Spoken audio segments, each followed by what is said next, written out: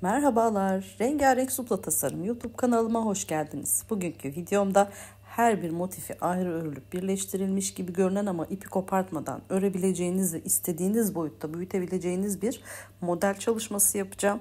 Bunun için ben elimde ince koton bir ipim vardı. Onu kullandım. Şöyle gördüğünüz gibi. Ama hemen hemen ona eşdeğer olan ve renk açısından daha net anlaşılabilir olması için Knit Karnaval ip kullanacağım ve 2,5 milimetre tığ ile öreceğim. Elinizin sıkılığına göre tığ 2 ya da 3 milimetre ile değiştirebilirsiniz. Öncelikli olarak bir zincirle ipimi sabitliyorum ve 7 tane daha zincir çekiyorum. Toplamda 8 tane zincirim var. Ve ilk ördüğüm zincirin hemen yanına, yani ikinci zincire ilmek kaydırmayla sabitliyorum. Yine 8 tane zincir çekiyorum.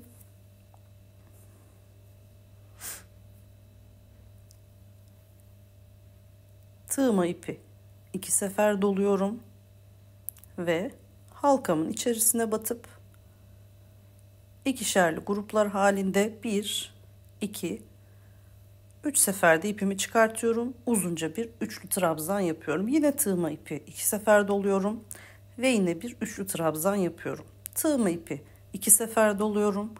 Aynı halkaya yine bir tane üçlü trabzan yapıyorum. Trabzan sayımı 5'e tamamlıyorum toplamda.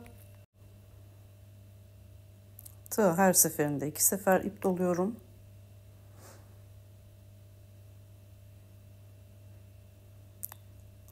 Ve 4 tane zincirimi çekiyorum.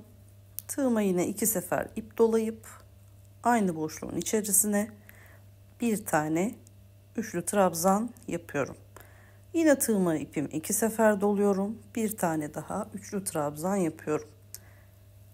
Yine trabzan sayımı 5 olacak şekilde tamamlıyorum. Tığıma her seferinde 2 sefer ip doluyorum. 5 tane daha üçlü trabzanımı örüyorum. Yine 5.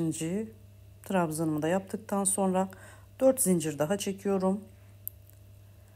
Ve aynı boşluğun içerisine 5 tane daha üçlü trabzan yapıyorum. Tığıma ipi her seferinde ikişer kez doluyorum.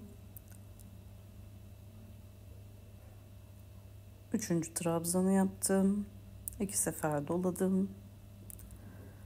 4. trabzanı yaptım. 2 sefer doladım ve 5. trabzanı yaptım. Şimdi toplam 4 yaprağım var. 3 yaprak ve 1 yaprağında 1 trabzanını örmüş oldum. Daha yakından bakalım. Şimdi burada 12 tane zincirle ikinci mine çiçeğimin yapımına başlıyorum. 12 zincir çektikten sonra en başta çektiğim zincir itibariyle sayıyorum. 1, 2, 3, 4, 5.'nin içerisine tığımı batıyorum. İlmek kaydırıyorum. Hemen yanındaki zincire batıp ilmek kaydırıyorum. Yine yanındaki zincire batıp ilmek kaydırıyorum. Burada 4 tane zincir var. 4'ünden de ilmek kaydırıyorum. Yani toplamda 5 sefer ilmek kaydırmış oluyorum. İpimi şu şekilde öne alıyorum. Tığ ipi 2 sefer doluyorum.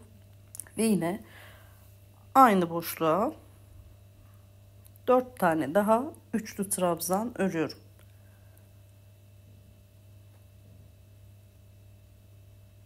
Dördüncü trabzan kabul ediyorum. Başlangıçtaki zincir 1. trabzan, yanına 4 tane daha yaptım ve toplam 5 tane oldu. Şimdi tığımı çıkarttım. Hemen karşılıklı gelen yaprağın 5. trabzanın tepe noktasına ilmek kaydırdım. 4 tane zincir çektim. Tığıma ipi 2 sefer doladım ve yine aynı boşluğun içerisine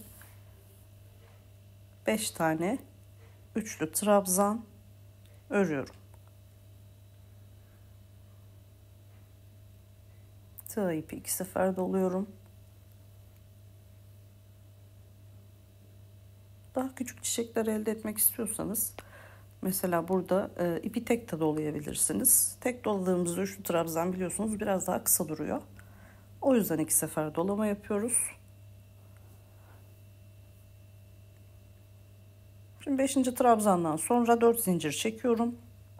Ve yine aynı boşluğun içerisine 5 tane üçlü trabzan örüyorum.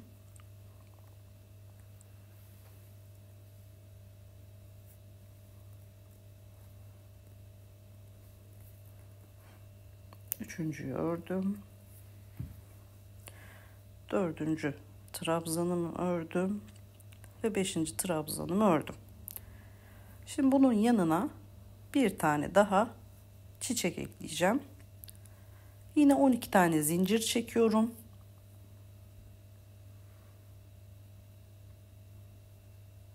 On ikinci zinciri çektikten sonra ilk çektiğim zincir itibariyle saymaya başlıyorum. 1, 2, 3, 4, 5.'nin içerisine batıp ilmek kaydırıyorum. Birinci zincire kadar 4 sefer daha tekrarlıyorum. Toplam 5 sefer ilmek kaydırmış oluyorum.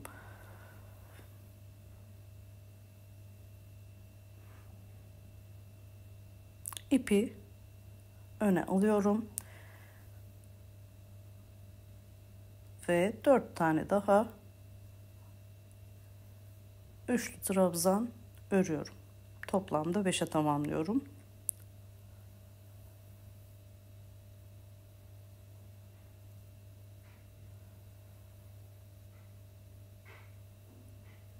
Yine 5.'yi ördükten sonra ipimi çıkarttım. Birleştireceğim yandaki çiçeğin 5. trabzanın tepe noktasına ilmek kaydırdım. 4 zincir çekip ikinci yaprağı yapmaya başlıyorum. Burada da yine yan tarafta yaptığımız işlemin aynısını yapacağız aslında ve istediğimiz kadar yan yana çiçek ekliyoruz. Yarım çiçeklerimizi. Ben toplam 4 tane yarım çiçek yaptım. Şimdi 3. yapraktan sonra yine 4 tane zincir çekiyorum ve aynı boşluğun içerisine 4. yaprağımı yapmaya başlıyorum. 5 tane üçlü trabzanda 4. yaprağımı tamamlıyorum.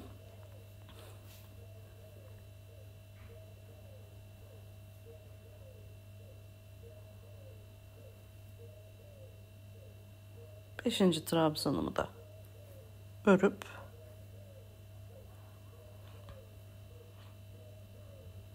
dört tane zincir çekiyorum.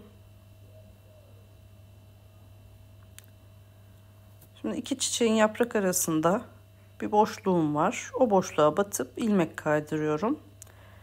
4 tane zincir çekiyorum.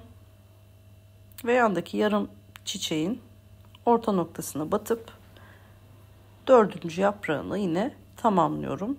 Burada yine 5 tane üçlü trabzan yapıyorum. Her seferinde tığıma ipi çift dolama yapıyorum.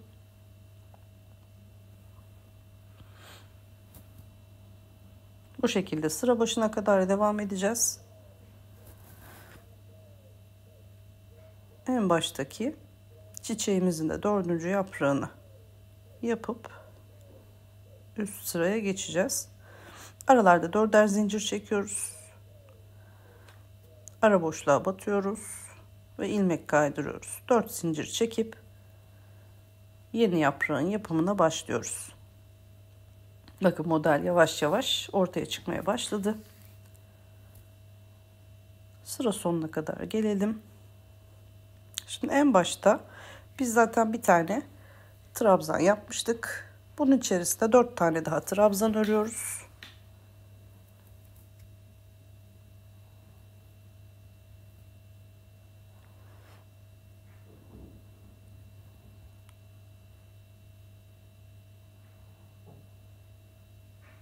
Ve ilk çektiğimiz 8 zincirimiz vardı. Bunun dördüncüsünün içerisine ilmek kaydırıp sıramızı bitiriyoruz.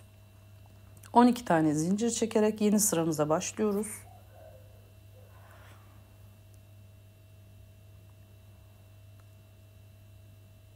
Motif başlangıç sayısı hep aynı. 12 zincir. 5. zincirin içerisine ilk başta çektiğimiz 5. zincire ilmek kaydırıyoruz. Ve sonraki 4 zincirin içerisinden daha ilmek kaydırarak Bunu birinci trabzan kabul ediyoruz ve halkamızı oluşturmuş oluyoruz. Aynı zamanda ipi arkadan dolayıp öne alıyoruz. Tığ ipi çift dolayıp 4 tane daha üçlü trabzan örüyoruz.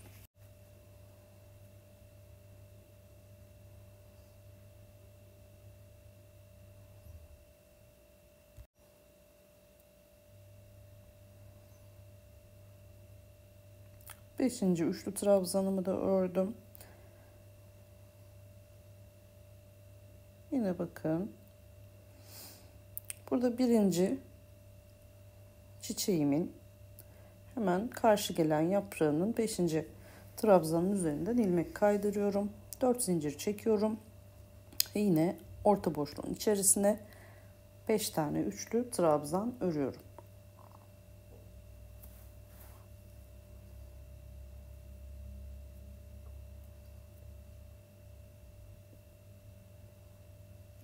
Diğer sıramızda çiçeğin üçer yaprağını yapıyorduk.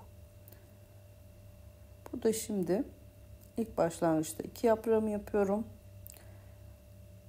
Ve yeni çiçeğim için 12 tane zincir çekiyorum.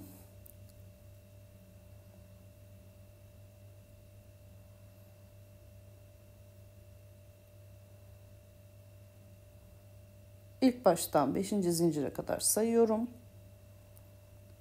5. zincirin içerisine tığımı batıp ilmek kaydırıyorum ve ilk zincire kadar ilmek kaydırmaya devam ediyorum. 4 sefer daha ilmek kaydırıyorum.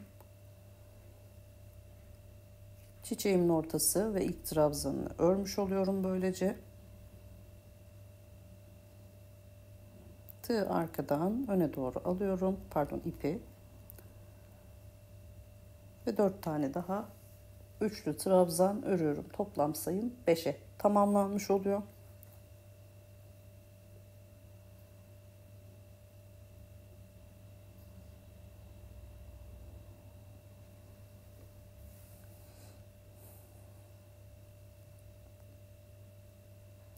Şimdi bakın. Bir tane solda, bir tane sağda çiçeğim var. Önce soldaki çiçeğin ilk yaprağına 5. trabzanın üzerindeki tepe boşluğuna ilmek kaydırıyorum ve 4 tane zincir çekiyorum. Boşluğun içerisinde bir tane trabzan yapıyorum ve alt sırada kalan, yani sağda kalan çiçeğin yaprağının ilk tepe noktasına bunu ilmek kaydırmayla bağlıyorum. 4 tane daha üçlü trabzan örüyorum.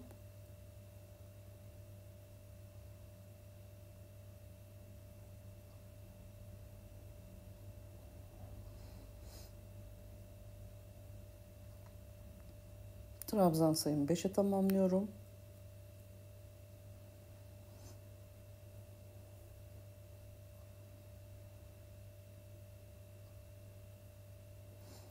Ve aynı yaprağın 5. trabzanının tepe noktasına tığımı batıp ilmeği kaydırıyorum.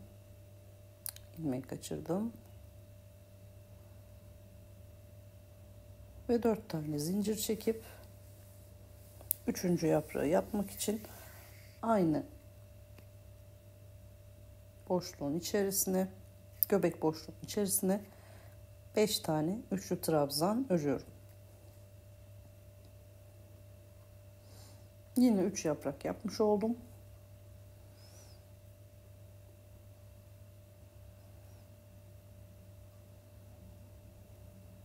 Üçüncü yaprağın 5. trabzanını ördükten sonra yine aynı şekilde 12 tane zincir çekiyorum.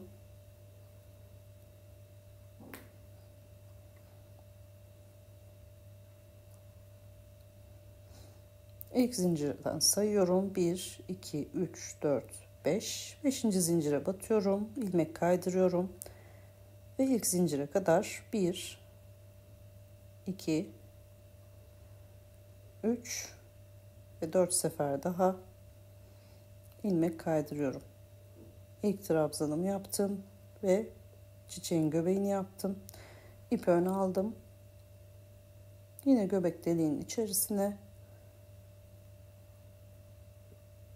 4 tane daha üçlü trabzan ördüm.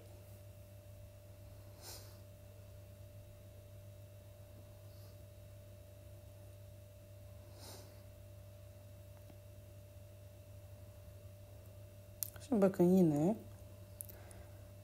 ne yaptım? Az önce yapmış olduğum çiçeğin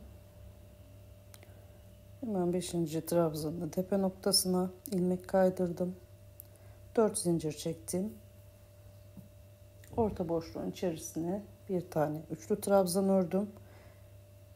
Ve sağında kalan ilk sırada yaptığımız çiçeğin hemen karşısındaki yaprağın 1. boşluğuna ilmek kaydırdım. 4 tane daha üçlü trabzan ördüm. Ve toplam 5'e tamamlamış oluyorum. 5. üçlü trabzanı da yine aynı yaprağın 5. trabzanının tepe noktasından ilmek kaydırarak bağlıyorum. Bu şekilde sıra sonuna kadar devam ediyoruz. Son çiçeğinde 3. yaprağını örüp 4 zincirle yine az önce yaptığımız gibi 4. yaprakları örmeye başlıyoruz. Orta boşluğa 5 tane üçlü trabzan örüyorum.